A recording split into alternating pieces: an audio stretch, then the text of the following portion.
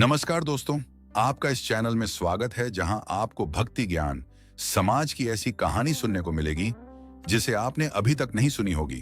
Video शुरू करने से पहले चैनल को सब्सक्राइब और बेल आइकॉन को प्रेस कर लीजिए। बहुत प्राचीन समय की बात है, जब देवता और असुरों का युद्ध बार बार हो रहा था, तब संसार में अधर्म और अराजकता बढ़ गई थी। साधु संतों के यज्ञ भंग किए जा रहे थे, प्रजा भयभीत होकर जी रही थी और चारों ओर असंतुलन फैल चुका था। सभी देवता मिलकर कैलाश पर्वत पर पहुंचे और महादेव से प्रार्थना करने लगे, हे देवों के देव, केवल आप ही इस संकट से मुक्ति दिला सकते हैं। आपकी शक्ति के बिना अधर्म का नाश असंभव है। महादेव ने गहरी समाधि ली। 3 दिन और 3 रात वे ध्यान में लीन रहे।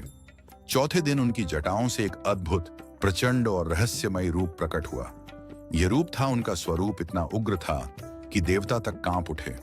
उनके गले में अग्नि की माला थी, त्रिनेत्र से अग्नि ज्वालाएं निकल रही थीं और हाथों में त्रिशूल तथा खोपड़ी का पात्र था। उनकी गर्जना से दिशाएं कांप उठीं। उसी समय एक और घटना घटी। ब्रह्मा जी, जो सृष्टिकर्ता थे, धीरे धीरे अहंकार से भर गए थे। वे बार बार कहते, मैं ही सर्वोच्च हूं, मुझसे बड़ा कोई नहीं। महादेव ने उन्हें समझाया, हे ब्रह्मा, अहंकार का त्याग करो, अहंकार ही विनाश का कारण बनता है। लेकिन ब्रह्मा नहीं माने। तब महादेव ने संकेत किया और काल भैरव ने आगे बढ़कर ब्रह्मा के 5वें सिर का छेदन कर दिया। यह कार्य सामान्य नहीं था। यह संदेश था कि सृष्टिकर्ता अगर अहंकार में डूब जाए तो धर्म की रक्षा के लिए महादेव का उग्र रूप सामने आता है।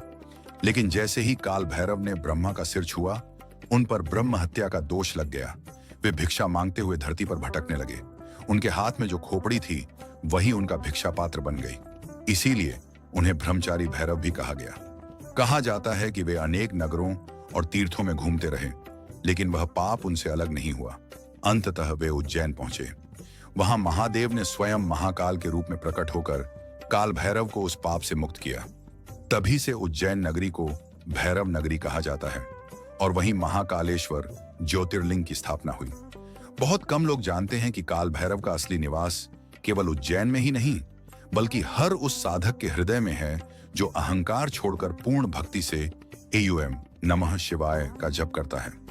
कहा जाता है कि जो साधक मध्य रात्रि में काल भैरव स्तुति करता है, उसके चारों ओर अदृश्य रक्षा कवच बन जाता है। कोई नकारात्मक शक्ति उसका स्पर्श भी नहीं कर पाती। इस रहस्यमयी कथा से हमें यह शिक्षा मिलती है, भोलेनाथ के भीतर का काल भैरव रूप धर्म की रक्षा के लिए है। अहंकार चाहे देवताओं में भी क्यों न हो, वह विनाश का कारण बनता है। सच्ची भक्ति और नम्रता से ही साधक को महादेव और भैरव का आशीर्वाद प्राप्त होता है।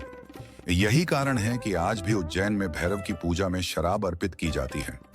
यह संसार के लिए अजीब लग सकता है, लेकिन इसका रहस्य यह है कि काल भैरव को अर्पित की गई वस्तु नकारात्मक ऊर्जा को जला देती है और भक्त को निर्भय बना देती है।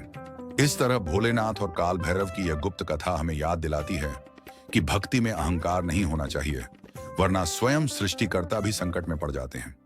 कथा अगर पसंद आई हो तो भोलेनाथ के लिए हमसे जुड़ दिए। आपकी पूरी जिंदगी बदल जाएगी। हर हर महादेव।